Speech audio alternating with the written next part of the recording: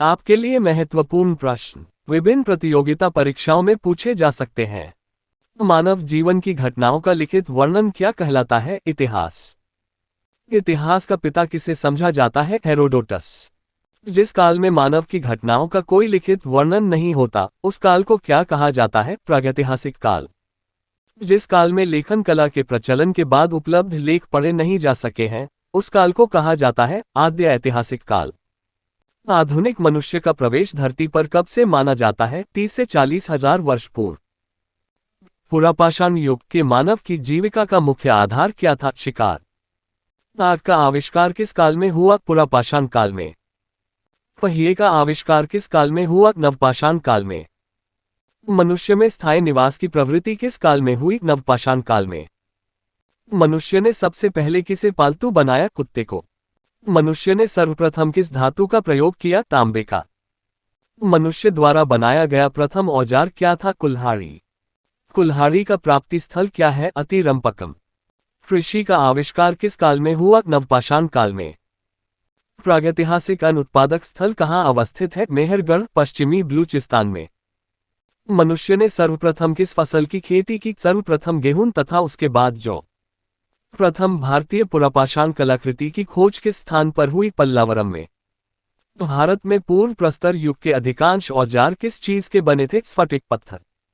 भारत का सबसे प्राचीन नगर कौन सा था? मोहनजोदड़ो। सिंधी भाषा में मोहनजोदड़ो का अन्य नाम क्या है? मृतकों का टीला। किस विश्लेषण पद्धति के द्वारा सिंधु सभ्यता की तिथि निर्धारित की गई है? Radiocarbon dating. C14। सिंधु सभ्यता का सर्वाधिक उपयुक्त नाम क्या है? हड़प्पा सभ्यता। सिंधु सभ्यता का काल क्या माना जाता है? 2500 ईसा पूर्व से 1750 ईसा पूर्व। सिंधु सभ्यता की खोज किसने की? राय बहादुर दयाराम साहनी। सिंधु सभ्यता हड़प्पा की खोज किस वर्ष हुई थी? 1921। सिंधु घाटी की सभ्यता की खोज में जिन दो भारतीय लोगों के नाम जुड़े हैं, वे कौन है? दयाराम साहनी और R.D. बैनर्जी। हड़प्पा और मोहनजोदड़ो की खुदाई किसने कराई? Sir John Marshall. सिंधु सभ्यता को किस युग में रखा जा सकता है? प्रागैतिहासिक अथवा कांस्य युग। सिंधु सभ्यता के निवासी मुख्यतः कौन थे? द्रविड़ एवं भूमध्य सागरीय। सिंधु सभ्यता का सर्वाधिक पश्चिमी पुरास्थल कौन सा है? सुतकागेंडो, बलूचिस्तान। सिंधु सभ्यता का सर्वाधिक पूर्वी पुरास्थल कौन सा है? आलमगीरपुर, जिला मेरठ, उत्तर प्रदेश। सिंधु सभ्यता का सर्वाधिक उत्तरी पुरास्थल कौन सा है? मांदा, जिला अखनूर, जम्मू कश्मीर। सिंधु सभ्यता का सर्वाधिक दक्षिणी पुरास्थल कौन सा है? दामाबाद, जिला अहमदनगर, महाराष्ट्र। सिंधु सभ्यता किस प्रकार की सभ्यता थी? नगरीय सभ्यता। सिंधु या सैंधव सभ्यता से प्राप्त परिपक्व अवस्था वाले कितने नगरों को बड़े नगरों की संज्ञा दी गई है? 6। मोहनजोदड़ो, हड़प्पा, गढ़वारीवाला, धोलावीरा, राखीगढ़ी एवं कालीबंगन। स्वतंत्रता प्राप्ति के पश्चात हड़प्पा संस्कृति के सर्वाधिक स्थल कहाँ से खोजे गए हैं? गुजरात। सिंधु सभ्यता के बंदरगाह कौन कौन से थे? लोथल एवं सुरकोटदा। जुते हुए खेत और नक्काशीदार ईंटों के प्रयोग के साक्ष्य कहाँ से प्राप्त हुए हैं? कालीबंगन। सैंधव सभ्यता की सबसे बड़ी इमारत कौन सी है? मोहनजोदड़ो से प्राप्त अन्नागार। मोहनजोदड़ो से प्राप्त बृहद स्नानागार की माप क्या थी? 11.88 मीटर लंबा, 7.01 मीटर चौड़ा एवं 2.43 मीटर गहरा। अग्निकुंड के साक्ष्य कहाँ से प्राप्त हुए हैं? लोथल एवं कालीबंगन।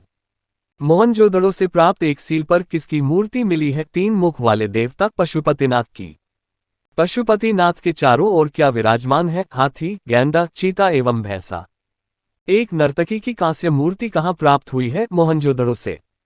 हड़प्पा की मोहरों पर सबसे अधिक किसका अंकन मिलता है? एक श्रृंगी पशु का। मनके बनाने के कारखानों के साक्ष्य कहाँ से मिले हैं? लोथल एवं चिन्हुदड़ो से। सिंधु सभ्यता की लिपि किस प्रकार की है? भावचित्रात्मक। भावचित्रात्मक लिपि की विशेषताएं क्या थी? पहली पंक्ति की दाएं से बाएं ओर लिखाए। सिंधु सभ्यता के लोगों ने नगरों तथा घरों के विन्यास के लिए कौन सी पद्धति अपनाई? ग्रीड पद्धति। सिंधु सभ्यता के लोगों के घरों के दरवाजे और खिड़कियां किस ओर खुलते थे? पीछे की ओर। सिंधु सभ्यता के किस नगर के दरवाजे मुख्य सड़क की ओर खुलते थे? लोथल नगर के। सिंधु सभ्यता की मुख्य फसल क्या थी? गेहूं और जौ। सैंधववासी मिठास के लिए किसका प्रयोग करते थे? शहद का। चावल के प्रथम साक्ष्य कहाँ से प्राप्त हुए हैं? लोथल से। सैंधवकालीन घोड़े के अस्थिपंज कहाँ से मिले हैं? सुरकोटदा, कालीबंगन एवं लोथल। सिंधु सभ्यता में तौल इकाई किस अनुपात में थी? 16 के अनुपात में। सैंधव सभ्यता के लोग यातायात के लिए किसका प्रयोग करते थे? दुपहिया, चौपहिया, बैलगाड़ी व भैंसा गाड़ी। मेसोपोटामिया के अभिलेखों में वर्णित मेलुहा शब्द का अभिप्राय किससे है? सिंधु सभ्यता। हड़प्पा संस्कृति का शासन संभवतः किस वर्ग के हाथों में था? वणिक वर्ग के। हड़प्पा एवं मोहनजोदड़ो को एक विस्तृत साम्राज्य की जुड़वां राजधानी किसने कहा था? पिगट ने। सिंधु सभ्यता के लोग धरती को क्या मानकर पूजते थे? उर्वरता की देवी। वृक्ष पूजा एवं शिव पूजा के प्रचलन के साक्ष्य किस सभ्यता से प्राप्त हुए हैं? सिंधु सभ्यता से। स्वास्तिक चिन्ह संभवतः किसकी देन है? हड़प्पा सभ्यता की। क्या सिंधु घाटी के नगरों से किसी भी मंदिर के अवशेष मिले हैं? नहीं। सिंधु सभ्यता में किस देवता की उपासना सर्वाधिक प्रचलित थी? मातृदेवी। सिंधु सभ्यता में पशुओं में विशेष पूजनीय क्या था? कुबड़ वाला सांड। नखलिस्तान सिंधु सभ्यता के किस स्थल को कहा गया है? मोहनजोदड़ो। मांडा किस नदी पर स्थित था? चिनाब नदी पर। हड़प्पा सभ्यता का प्रमुख स्थल रोपड़ किस नदी पर स्थित था? सतलज नदी। हड़प्पा में एक अच्छे जल प्रबंधन का पता किस स्थान से चलता है? धोलावीरा से। सिंधु सभ्यता में किस स्थान पर घरों में कुओं के अवशेष मिले? मोहनजोदड़ो। हड़प्पा की समकालीन सभ्यता रंगपुर कहाँ है? सौराष्ट्र में। हड़प्पा सभ्यता में मोहरें किससे बनी थी? सेलखड़ी से। मोहनजोदड़ो इस समय कहाँ स्थित है? सिंध, पाकिस्तान। हड़प्पा के निवासी किस खेल में रुचि रखते थे? शतरंज।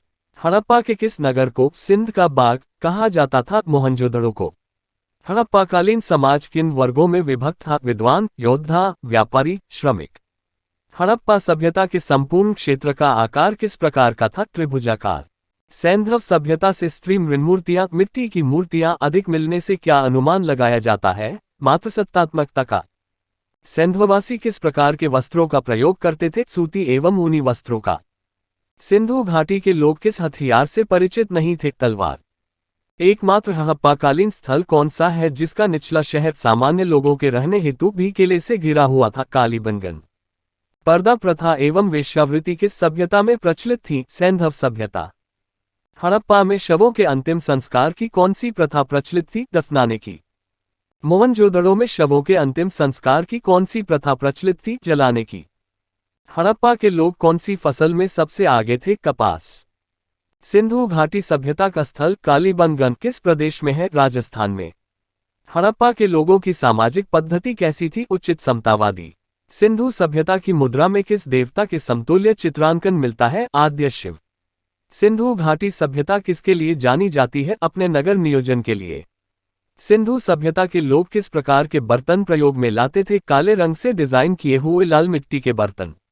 सिंधु क्षेत्र में उत्पादित कपास को ग्रीक या यूनान के लोग किस नाम से पुकारते थे? सिंडन। हड़प्पावासी लाजवर्द भवन निर्माण की सामग्री का आयात कहां से करते थे? हिंदुकुश क्षेत्र के बदख्शां से। किस हड़प्पाकालीन स्थल से पुजारी की प्रस्तर मूर्ति प्राप्त हुई है? हड़प्पा। किस सिंधुकालीन स्थल से एक ईंट पर बिल्ली का पीछा करते कुत्ते के पंजों के निशान मिले हैं? चिन्हुदड़ो। किस हड़प्पाकालीन स्थल से प्राप्त जार पर चोंच में मछली दबाए चिड़िया एवं पेड़ के नीचे खड़ी लोमड़ी का चित्रांकन मिलता है? लोथल। सैंधव सभ्यता के विनाश का संभवतः सबसे प्रभावशाली कारण क्या था? बाढ़।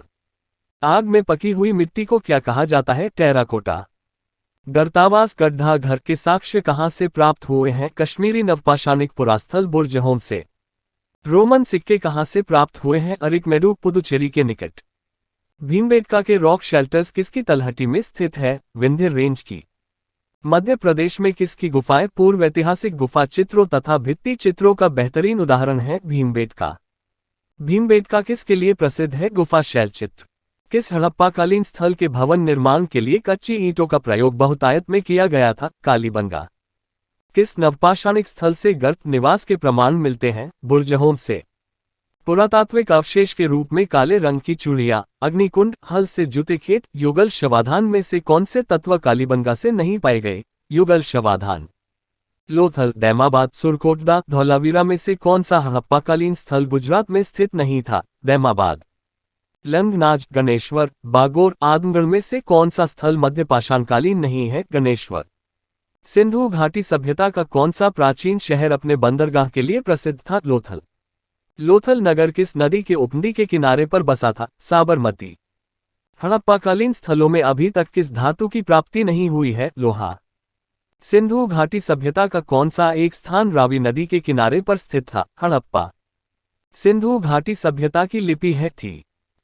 यह अभी भी अपठित है। लघुपाषाण क्या होते हैं? पत्थर के औजार। हड़प्पाकालीन स्थल रोपड़ किस नदी के किनारे स्थित था? सतलज। हड़प्पा मोहनजोदड़ो तथा लोथल में सिंधु सभ्यता का कौन सा स्थान भारत में स्थित है? लोथल। कौन सी एक विशेषता सिंधु घाटी सभ्यता के प्रमुख शहरों की एक सामान्य विशेषता नहीं थी? सिंचाई की नहरें। हड़प्पा सभ्यता के लोग थे शहरी। सिंधु घाटी सभ्यता में धोलावीरा स्थल भारत के किस राज्य में स्थित है? गुजरात कचकारण। सिंधु घाटी सभ्यता के स्थानों धोलावीरा, मोहनजोदड़ो, चन्हूदड़ो तथा हड़प्पा में से किसे सिंध का मरुस्थल के रूप में जाना जाता था? मोहनजोदड़ो को। सिंधु घाटी सभ्यता का कौन सा एक स्थान लूनी नदी के किनारे पर स्थित था? धोलावीरा। युगल शवाधान, फारस की मुहरें, बंदरगाह एवं उत्तम किस्म के जौ में से कौन सा तत्व पुरातात्विक अवशेष के रूप में लोथल से नहीं पाए गए? उत्तम किस्म के जौ। चिरांद, मेहरगढ़, बुर्जहोम तथा दैमाबाद में से कौन सा स्थल नवपाषाण युग का प्राचीनतम प्रमाण प्रस्तुत करता है? मेहरगढ़। मोहनजोदड़ो में सबसे बड़ी इमारत कौन सी है? Great granary. सिंधु घाटी की सभ्यता के लोग किसकी पूजा करते थे? पशुपति। पुरालेख शास्त्र किसका अध्ययन है? शिलालेख। ऐतिहासिक लेखों का संरक्षण विज्ञान की किस शाखा के अंतर्गत आता है? म्यूजियोलॉजी।